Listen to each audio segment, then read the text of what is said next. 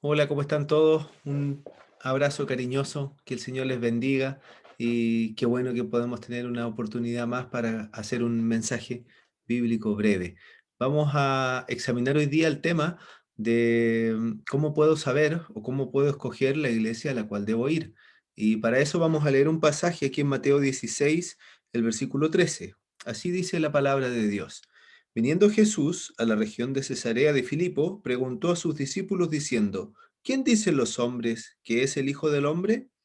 Ellos dijeron: unos, Juan el Bautista; otros, Elías; y otros, Jeremías, o alguno de los profetas. Él les dijo: ¿Y vosotros, quién decís que soy yo? Respondiendo Simón Pedro dijo: Tú eres el Cristo, el Hijo del Dios viviente. Entonces le respondió Jesús: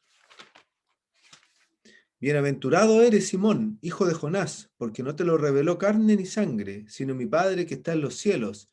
Y yo también te digo que tú eres Pedro, y sobre esta roca edificaré mi iglesia, y las puertas del Hades no prevalecerán contra ella. Estaban los discípulos, y el Señor les preguntó: ¿Quién dicen los hombres que soy yo? Y ellos le dijeron: Mira, algunos dicen que eres Juan el Bautista, otros dicen que eres Elías, otros dicen que eres Jeremías o algún otro profeta. Y después viene la pregunta clave, la que el Señor te hace a ti también.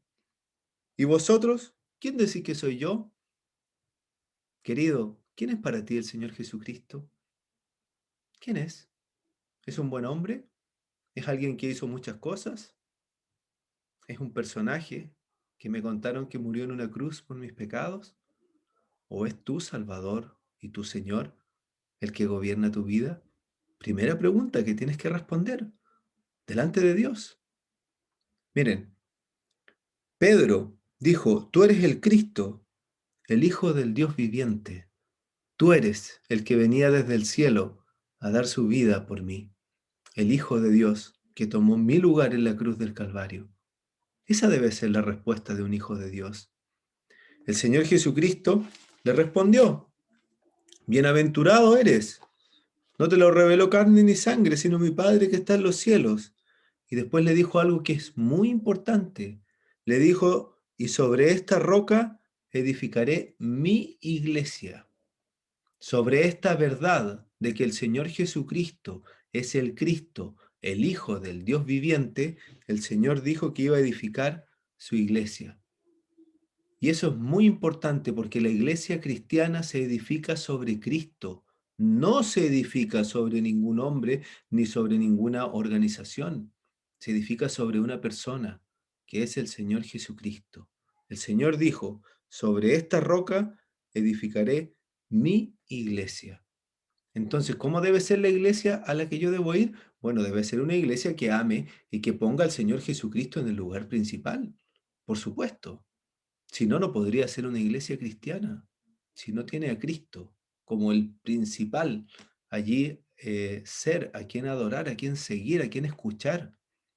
Otra cosa importante, en Romanos 10, el versículo 17, después de hablar de la necesidad de ir y de predicar el Evangelio,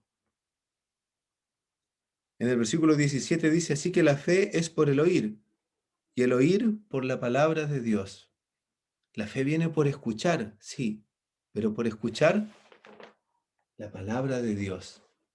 Segunda cosa, importantísima, que una iglesia, que debe ser la característica de una iglesia, es que busca aprender y enseñar lo que dice la palabra de Dios. En Hechos 2, el versículo 42, donde aparece alguna de las características principales de la iglesia naciente allí en Jerusalén. ¿Sabe cuál es la primera de ellas?